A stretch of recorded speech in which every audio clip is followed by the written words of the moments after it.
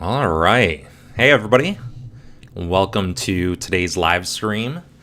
I'm Jason Rodriguez, Community and Product Evangelist at Litmus. As always, I will be your host on this kind of journey through cutting up an email and breaking it up into different parts that you can reuse in other emails, namely snippets and partials. We'll talk about what those things mean and, what makes for some good snippets and partials in just a minute here. But yeah, thanks for coming in. As always, you should probably subscribe to the YouTube channel if you haven't already. You'll probably see that big red subscribe button on the screen on YouTube. Is the chat that I'm keeping an eye on. Every time I glance over here, that's me looking at the chat, seeing if there's any questions. Feel free to ask questions there if you have any throughout today's live stream. And yeah, I'm excited to get into it. My Litmus Live shirt from a previous year. If you haven't heard that we have announced for Litmus Live, you can go to litmus.com/conference to hear about those. Sign up for email updates about all the new Litmus Live. It's usually a pretty good time, great place to connect with other email geeks, learn from industry experts, all that good stuff. We're doing it both live in Boston this September, as well as offering a live stream option, which is perfect for anybody watching this. If you do like live streams, you don't feel comfortable going to an in-person event yet, that's totally cool. We've got you covered. But yeah, let's dig into today's topic, which is going to be looking at an email, figuring out how we can break that email up into different components, and then building out these partials and snippets so that we can reuse those components in future emails and make our lives, designing, developing, building emails a lot easier, a lot less stressful, because that's what partials and snippets are there to do, to make things a little bit more efficient. So I'm going to go ahead and switch over to my screen here. If it lets me, give me just a second. All right, cool. So you should see my Chrome window up here. Right now, I'm focusing on this blog post that was from Karen Slater, who's our email developer extraordinaire at Litmus. She's the one that actually codes up all of those awesome emails you see from Litmus, hit your own inbox. But the other day, she actually published this great blog post on email modules, and it was all about how to actually scale and build unique emails using things like modular design and creating snippets and partials. So this is a great place to start. If you haven't already read this, go check it out. I'll actually put the link in the YouTube chat here, so you don't have to go hunting around for it. Really great resource, though, that kind of walks you through, obviously, what the benefits of modular are, and we'll talk a little bit about what that is. Some good candidates for how to break up your own email templates into those different modules, all that kind of stuff. And that's really what we're going to be doing in a very practical way today. We're going to look at, this receipt email that we've been kind of building out over the last couple of months. The last live stream, we added dark mode support for it. It's looking pretty good in all of our different email clients. So the next step for us, if we wanted to make this into more of a reusable template, is to break those different components out into snippets and partials. But if you haven't already, just go check out that blog post, bookmark it for later after the live stream's done. But it's a great introduction to why modular design is important and how to use it effectively to scale your own email development. Let's kind of dig in. Let's figure out what modular design is, and then how to break up that email into snippets and partials, save those inside of Litmus, inside of Design Library, so that we can reuse them in the future. So if you aren't familiar with the term modular design or modular email design, it's actually a really simple concept to actually grasp. So this is something that we've been talking about for years. I remember there was a blog post by, was it Alex Williams maybe? It was in Smashing Magazine. Let's see who wrote that. Back in 2014. So Brian did this one, who's great, awesome designer. He's been around for a long time. I think he's over at DEG these days. But back in 2014, so we've been talking about modular design for quite a while now, but it's still something that seems to be underutilized in the industry. But it's a really simple concept. All it is breaking up your email into distinct components or modules, and then using those to build new email campaigns. So I always liken it to playing with Lego. Most people are familiar with Lego. It's the greatest toy ever created. They have awesome kits that you can use. You can take those pieces, those different Lego pieces, and just build and create new things with them. And that's exactly what we would be doing when we were creating a modular email and using those modular components. We're going to break up different parts of our email. Some common ones that you would see across emails are like this header. You might have this article section, this sub-article section, or this card type element. The footer. In our emails, we have the sentiment tracker, so we can kind of gauge the health of our email and whether or not people actually like those newsletters. All of those things are just different modules that would be breaking up in your code and then using those modules to build new email campaigns. And again, this article from Karen is an awesome resource. It actually goes into, how she builds out those modules for our own newsletters. It tells you where to separate those modules, what makes them good candidates, all that kind of stuff. It doesn't go as much into what to do with those modules after you actually break them out, reuse them. And so that's really what we're going to be digging into, is how to create those modules, save them as partials and snippets, which I'll define those two things in just a minute, and use those in future campaigns. So that's a great resource. If you want to kind of go back to the source, I'll put Brian's article in the chat as well. Again, that's from 2014, but it's still a great overview of what modular design is, especially when it comes to email, and definitely worth a read if you want some historical context there. So I have in here this email campaign that, again, we've been building up over the last couple of months. It's pretty basic. Receipt email, there's not too much going on. There's a couple of different components in here. There's this button, there's this footer, the header, the receipt kind of table here of that transaction, all that good stuff. But we're going to break this up, and then we're going to be using Design Library inside of Litmus to save out those partials and those snippets so that we could potentially reuse them in a future email campaign. So if you're not familiar with Design Library, it's our tool for all of these different elements that you use to build email campaigns in the future. So there's a couple of different things we could do here. We could save out colors, which I have some colors kind of saved in here, which you can name whatever you want. You can bring those into, the visual editor inside of Builder, which is cool. You can click on that, redefine that color, all that kind of stuff here. We have templates inside of Design Library. So if you have full email templates that you want to save and expose to your teammates so that they can use those templates to build out new campaigns, that's where you do it.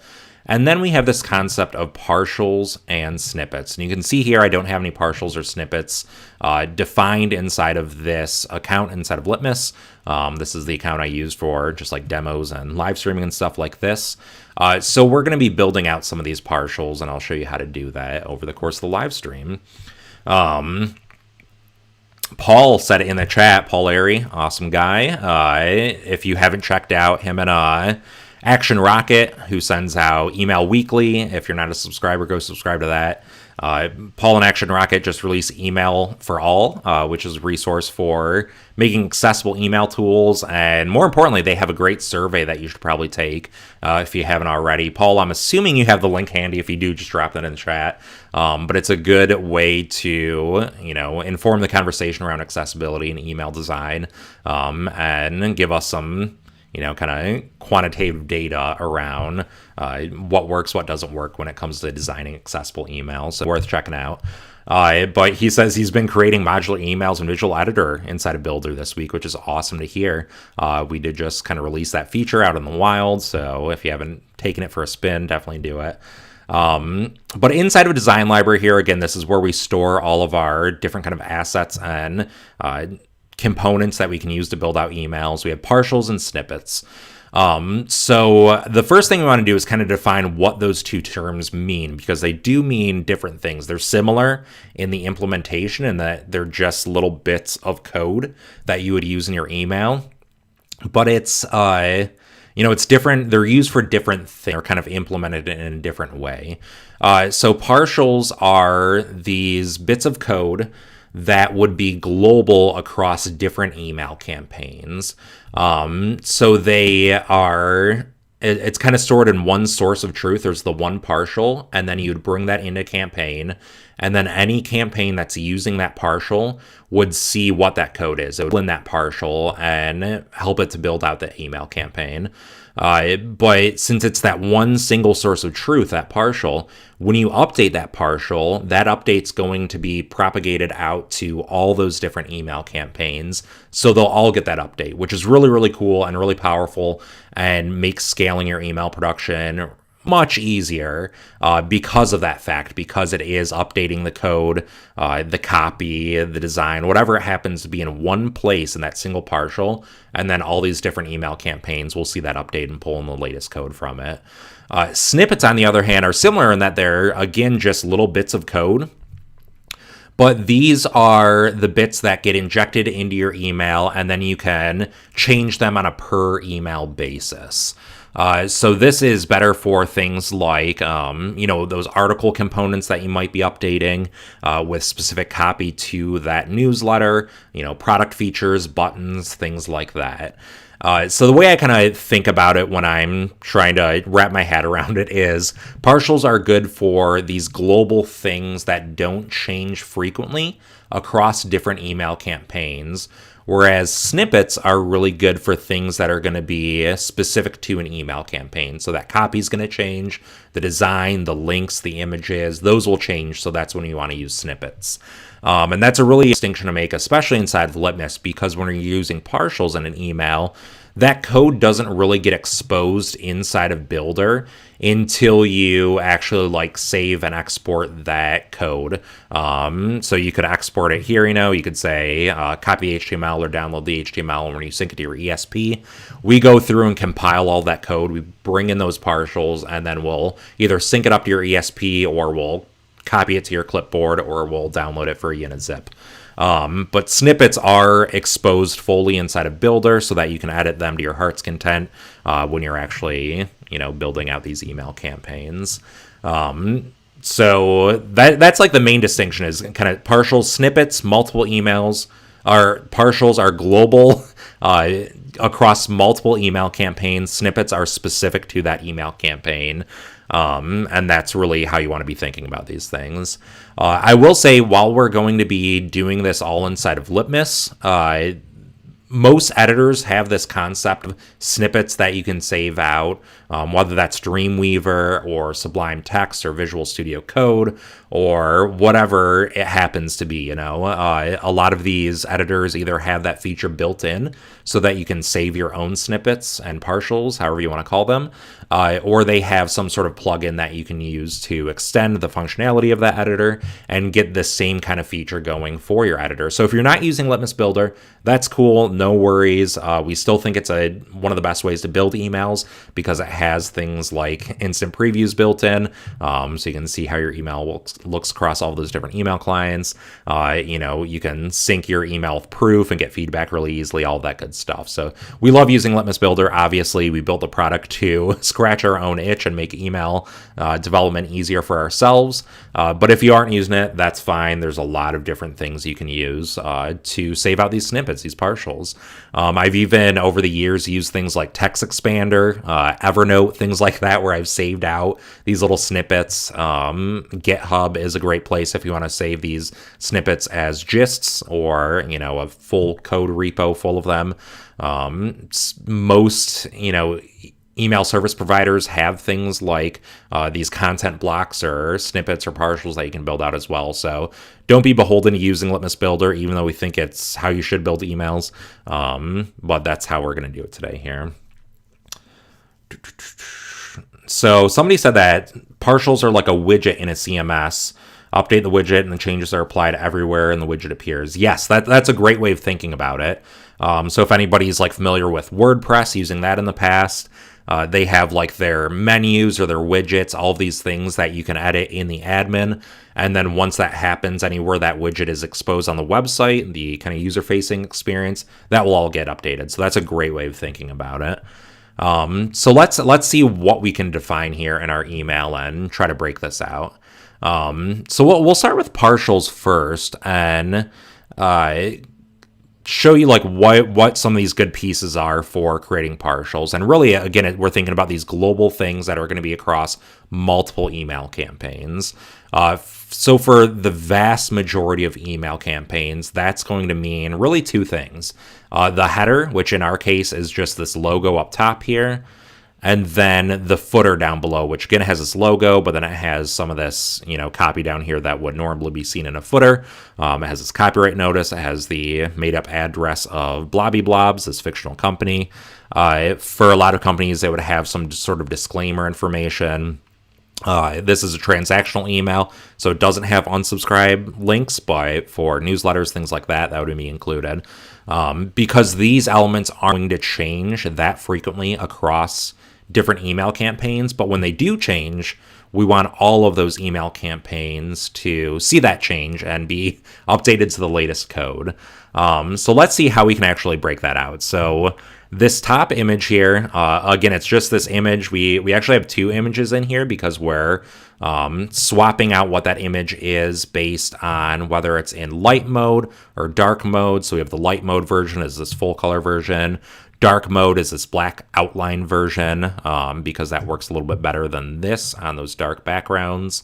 So you'll see that here. We're using this deprecated center tag, which still works across browsers to center that, as opposed to trying to fiddle around with, display and margin on these images, which doesn't necessarily work across all emails. But this is the perfect for a partial. So what we would do is copy that out inside of design library.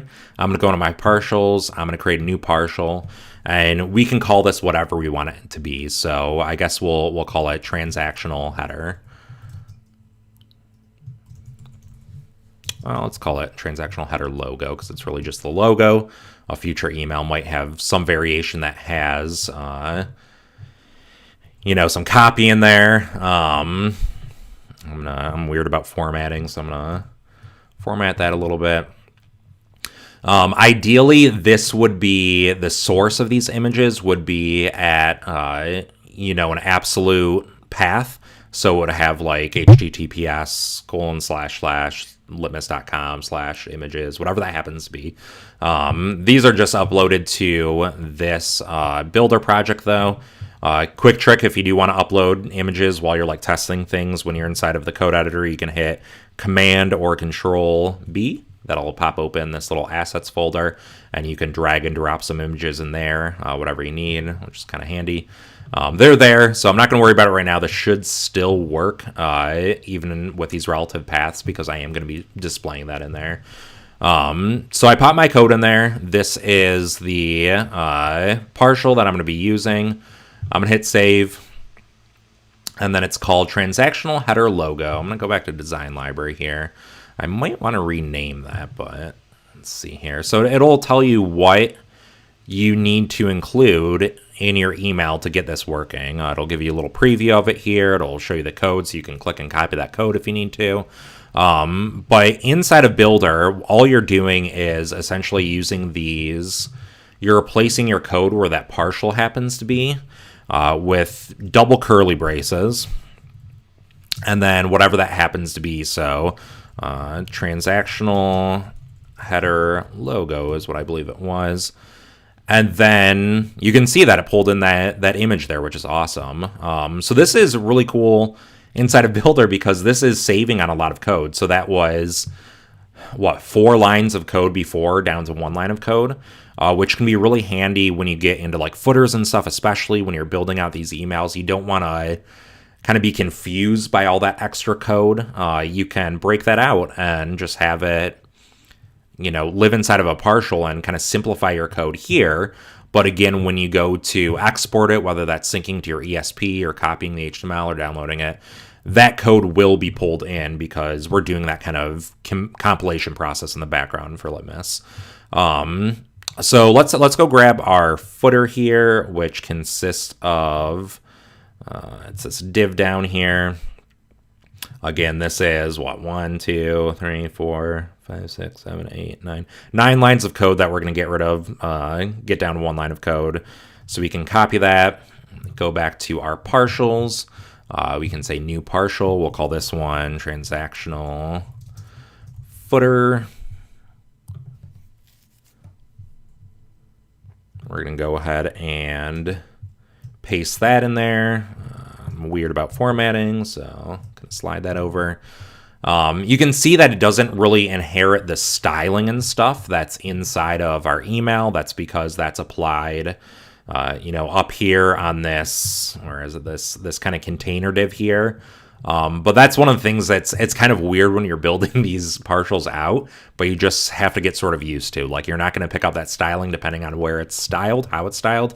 If it was all inlined here, then you would see those styles, but just kind of trust that when you dump it into your email, when you include it in your email, it's going to pick up that styling, depending on how you actually build out your email campaigns. So I'm going to go ahead and save that one. It's saved, got a little notification, go back to design library, and then go back to my email here, and then I'm going to go ahead and get rid of this div, do my double curly braces, and do, what was it, transactional footer.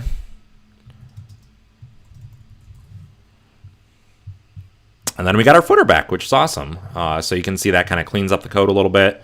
So now when I'm inside of this email, I can just sort of focus on the content as opposed to some of this extra, kind of like the email Chrome, like it's the stuff around the main content here, because those all just live inside of partials.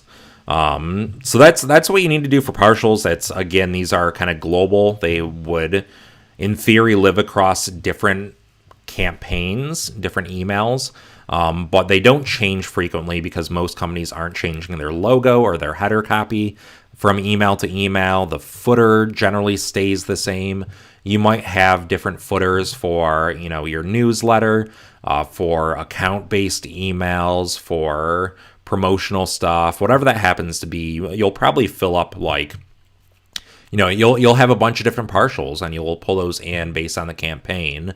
But it's nice that you can go in here. If I wanted to swap out this image, I just click Edit Partial. It'll open up this version of Builder. I can swap out the logo. I can add some copy in there, and just update that, and it'll update all those emails that happen to be using that partial. So if there aren't any questions on partials, feel free to throw them in the chat. I am keeping an eye on that. But let's talk about snippets now. So snippets are working the same way, but we'll see the main difference is that the code is actually injected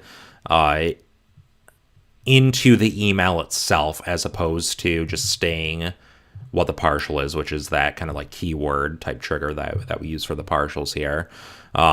So for a lot of emails, most of the email would be built out using snippets if you are leaning heavily on snippets.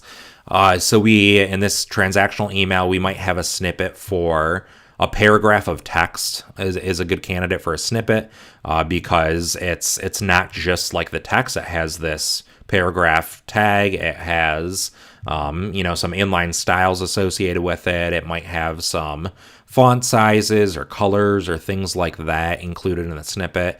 And we don't want to have to rewrite that code every single time we want a new paragraph of text in our campaign. And that's really the goal, is like to have you not write this code from scratch every single time, because that typically introduces errors, typos, things like that, and just really slows down your process. So snippets and partials are all about speeding up that process. So let's go ahead and make a paragraph snippet here. So I'm going to copy this out, but we're going to adjust this because this copy isn't going to be in all of our transactional emails. But we'll see what we can do here. So I'm going to go to my snippets inside of Design Library, hit New Snippet. We'll see a little bit different view here. This isn't like a full instance of Builder, but this is your kind of like snippets library. So once you start building this out, you'll see a bunch of different snippets. You can edit them there. So we'll call this... let's just call it paragraph to keep it simple. So the snippet trigger is what you are going to be typing inside of the code editor, and then you're going to hit tab essentially, and it will pull in that code. So those are the things. The snippet triggers are like the keywords you need to remember to pull those snippets into your emails. So it's good to keep these relatively simple, relatively short, and memorable for you. So come up with some sort of naming convention, whatever that happens to be. One of the things I like doing is, so for a long time I was a text expander user, and I would use different things for like different types of content. So if there was a URL, then I'd always, so let's say I had like the litmus URL, then I would always precede it with these 2 forward slashes. If it was an email address, then I would say that, like if that's my email address. And then if it was code, I would always use a little comma. So I'm going to do that. I'm going to say comma, paragraph as the trigger, and we'll see how that works inside of Builder. And then I'm going to paste my code in here. But what I'm going to do is kind of replace this content. So this is the content of the paragraph with, and I think I'm going to get this wrong or get this right, with, again, we see those curly braces. I'm going to put 2 of those in there and just say, we'll call this like copy. So what this is there's, I think we have it in, there's this ultimate guide to using snippets in email design, which again is on the Litmus blog. But these are essentially like little jump points that you can put inside of your snippet that'll bring you to that bit of copy. So this is like an edit point inside of your snippet.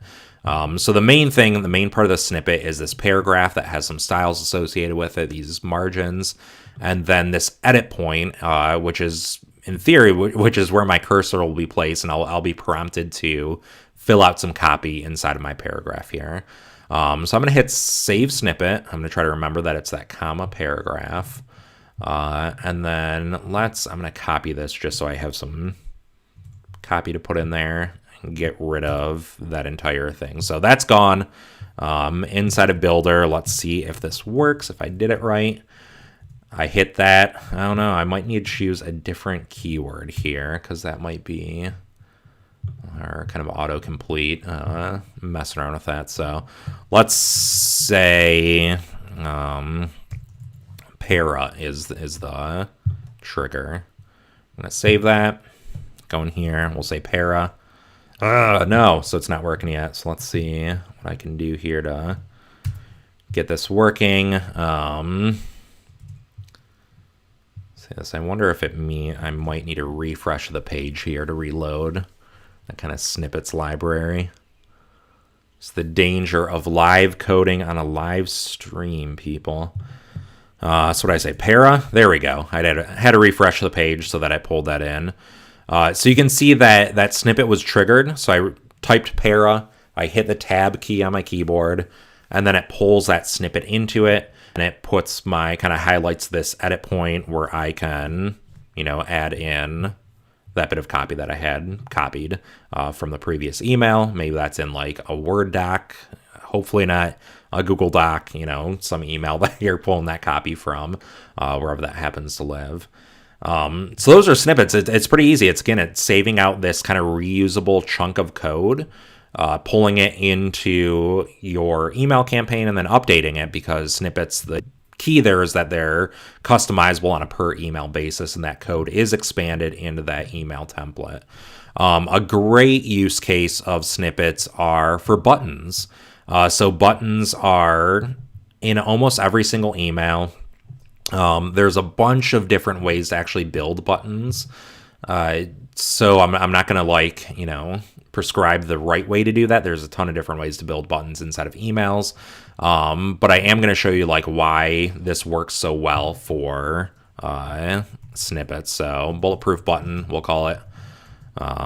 We'll say I don't want to make but the trigger word, but we'll say BB is a good one. I think that's the example we kind of have as the placeholder text in there. So inside of our bulletproof button, where there's a couple of things going on in this code. So we have the center tag again to just easily center it across email clients. We have this class of button applied, which I believe we target up in the head of our email to, change the hover state of this to make it a little bit more accessible and usable for folks. And then we have things like the background color, and really the copy is, well, the background color, the link, and then the copy of the text. So most buttons in your email probably aren't going to point to the exact same place across these different email clients. So that href, that URL, is a good candidate for an edit point. So we'll add that curly brace. We'll say URL is the name of that edit point. And it's good to name these edit points something that is descriptive of what that content should be, so that when you're editing it, you know what kind of content should be added in there. So for like background, I'm going to just cut that whole hex code so that I can reuse it later on. We'll say color for the button. And we'll call that BG color, since we do have the color of the text here as well. And we'll just call that one color. Border radius I'm not going to worry about, because in theory your kind of brand dictates styling those buttons outside of color, so just the shape and the overall like roundness and stuff. So we'll leave that border radius. And then the actual copy of the button itself. So again, copy is a great way of describing that. And then we have, in theory, we have our bulletproof button snippet. We're going to save that. And then I'm going to remember to, you can see here that as we fill out these snippets, then our kind of snippet library starts filling up. So you can easily update those as needed. So I'm going to remember that this snippet trigger is BB for our button, and then go back in. I'm going to remember to refresh my project here so that the snippet actually works. And then I'm going to go down here, and then let's just, inside a builder, delete that, and then see if it works. So we had BB, and then I hit the tab key, and then we have our bulletproof button, which is awesome. You can see that the edit point is already highlighted on the URL. So here we could have limits.com. You can hit tab to cycle through these edit points, which is really, really useful. So instead of like manually selecting those things, I can just hit tab. I had this color copied. I hit, so I think when it expanded that, since I did paste it, it took it out of that kind of context for tabbing through there, which is okay. And then I forgot what the actual copy of this was, so we'll put, contact. I think it was contact us today. So I'll add that in there. And then we have our bulletproof button. The hovers still work because that was all up in the head of our email, which makes that easy. The styling kind of is inherited down to that button, which is awesome. But yeah, snippets are a great way to have bring in these components like really, really quickly. And you can do this for all sorts of different things. We could make a snippet out of this entire table, this receipt table, this transaction. And we could use edit points for things like the order number, these quantities, the prices, all of that kind of stuff. But in theory, at least sorry, I had to take a drink there. In theory, at least for things like transactional emails, this kind of stuff is going to be generated server side. Like hopefully you're not going in and manually creating every transactional email from scratch and copying and paste this from, your platform. But it's really useful for things like newsletters. If we were to go back into design library and see, we have this 2-column template. I'm going to pop it open just so we can see it here. So we have, a couple of different sections. The images aren't loading here. That's not a big deal, but we would have like this article section up here, that full, like the heading, this lead, and then this paragraph would be a great candidate for a snippet because you don't want to write all that code from scratch. You don't want to have to, create this entire table row with these styles and this heading with a style and this paragraph with a style. from scratch every single time. So you just break that out as its own separate snippet, and then make those edit points so that anytime somebody brings in that snippet, they can do it quickly and update that copy really easily. The same thing goes for these kind of like secondary sections in the email. You might have a snippet that is that entire 2-column section. So you can see here we're using in this email, this is a traditional kind of table-based approach to email design. So these modules are all kind of defined in their own table rows. And you can see they're kind of commented out here. So this CTA would be its own module. This footer would be its own module. We have this 2-column example of it. In email layout, this would be its own model. And those are perfect candidates for those snippets. So in theory, I could pull this out, create some placeholder copy, or create those edit points for each of these different articles. And then anytime I'm building out a new newsletter, I can really easily just say, whatever that trigger happens to be, like 2 columns, hit tab. I have that content there and I can start editing right away. We saw how the button works out. You might have snippets for, product features, like a product shot. You could have snippets for interactive elements. You could have like an entire carousel snippet built out. So anytime you want an in-email carousel, you just tab away and there it is. And you just update, the copy, the images, all of that kind of stuff. But again, the main thing to keep in mind is that snippets and partials, while they're both just little bits of code that get brought into the email, partials are global across those different email campaigns, and snippets are specific to those individual emails.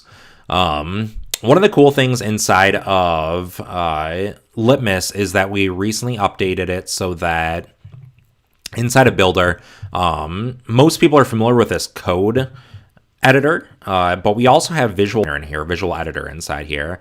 And this allows you to go in and click on a bit of content, and you can update this visually. So if you are not a coder, if you're not familiar with HTML and CSS for emails, you can do this visually in this big editor. You can even pull in things like your brand colors, which we saw in Design Library, which is awesome. You can quickly go over and manage those brand colors. So you might want to make that bit of copy blue. I don't know why. We'll change it back to black. So we have that in there, and we also have, I don't think I have it loaded in this instance of Litmus, this account, since it is, I believe, specific to enterprise level accounts, but we have a new partial and snippet support, like a search that you can use for Visual Editor that allows you to just drag and drop those different components into your email campaign and build it up more visually than before, which is awesome to see. We saw, Paul Airy mentioned before that he was using modular or Visual Editor and building out those modular emails earlier this week, which is fantastic. But yeah, it's just a fantastic way to build up emails as opposed to constantly copying and pasting from old emails, trying to remember how to write HTML and CSS from scratch for every single email campaign. It just introduces this level of consistency and efficiency to your email production process. And in an ideal world, that's what we're after as email designers and developers and marketers in general, is to create a more efficient, robust, consistent process. So that we can send these emails confidently. We know that they will render well across these different email clients.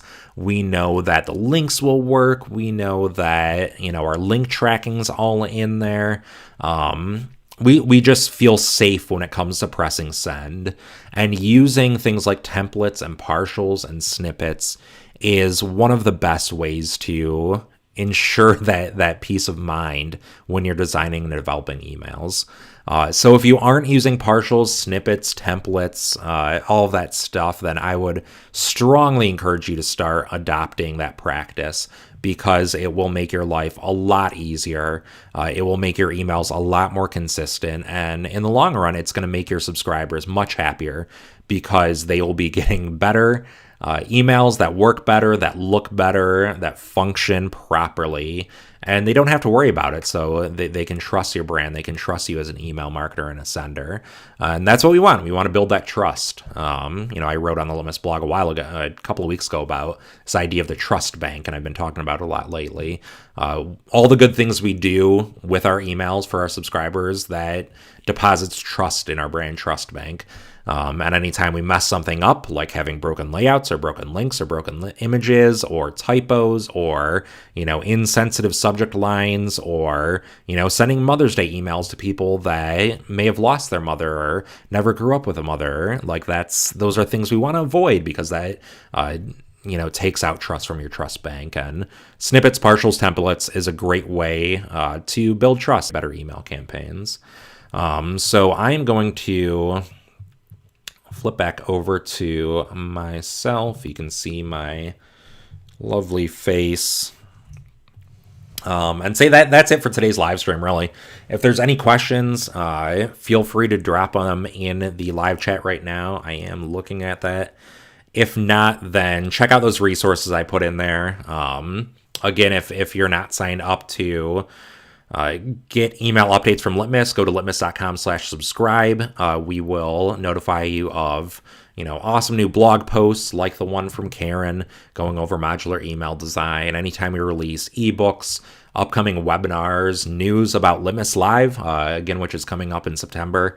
That's the best place to stay up to date on Litmus News is our various email newsletters. If you want some weekly email love, then you can sign up for Litmus Weekly, which is our kind of curated selection of links and interesting things we've seen around the web related to email and marketing. And subscribe to the YouTube channel, obviously.